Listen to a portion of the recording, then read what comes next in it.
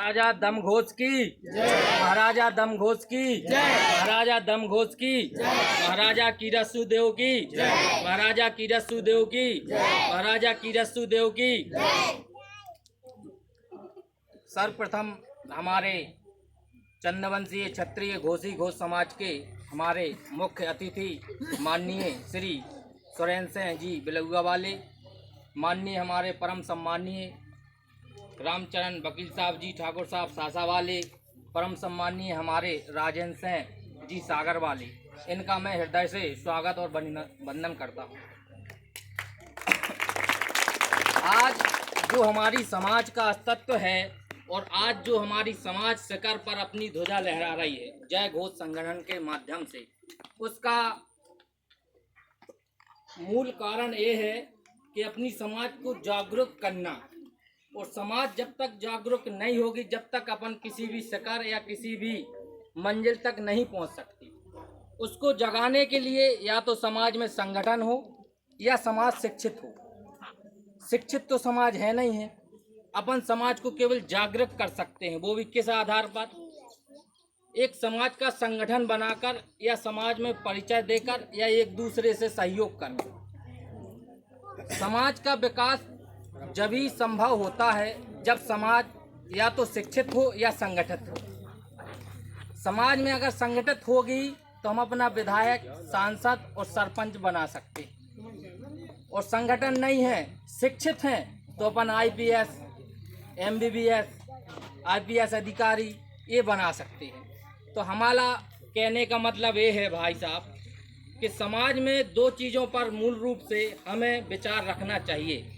एक तो समाज के प्रति शिक्षा और दूसरा विषय है संगठन।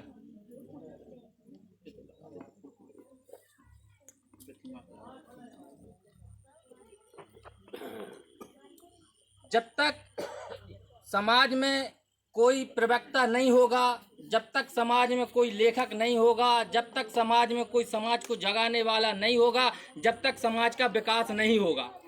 किस दिशा की तरफ ले जाना है, किस दिशा में हमारी समाज का विकास होगा।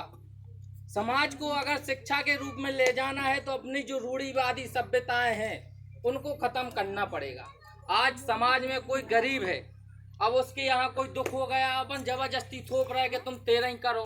भाई अब वो अपने बाल बच्चों को पढ़ाएगा तो वो MBBS बनेगा, IPS बनेगा उस पैसों के कारण। अब तुमने थोप दी कि अब नहीं, जबरदस्ती तुम तेरा ही करो। 1 लाख को खर्चा आओ, पता चलो कि भैया के बाल बच्चे भी पढ़ रहे तो ये भी नहीं पढ़ रहे। हमारे मतलब कहने का मतलब ये है जो आगे चलकर एक मील का पत्थर साबित होगा जय घोष संगठन के लिए। हमारे विचार तो ये हैं, अगर शिक्षा का योगदान सब में बड़ा समाज में देना है तो कुरीतियों और रूढ़िवादी सभ्यताओं को खत्म करना पड़ेगा। आज समाज में कोई गरीब है या समाज की परिस्थिति कमजोर है तो उसके खिलाफ कोई भी ऐसा समाज के द्वारा उसके ऊपर जबरदस्ती न थोपा जाए जिससे वो परिवार बैठ जाए। हमारा मतलब ये है कि समाज में अगर तुम संगठित हो तो उसके लिए इतना सहयोग दिया जाए कि जिससे वो आगे बढ़ सके। और अपने देश में जैन समाज 1% है, शक्ति आ गई वो 1000 में भी बोल सकता है। समाज पिछड़ी हुई इसलिए है, अगर गांव में कोई की रिपोर्ट हो गई, भैया तुम ही चले जाओ, उनसे कह दो, अरे तुम जाओ ना, तुम्हारे अंदर वो शक्ति जब तक जागृत नहीं होगी जब तक तुम विकास नहीं करोगे। और विकास करने का कारण ये है कि आत्मशक्ति को बढ़ाना। आत्मशक्ति जिस दिन बढ़ जाएगी उस दिन समाज का विकास हो जाएगा।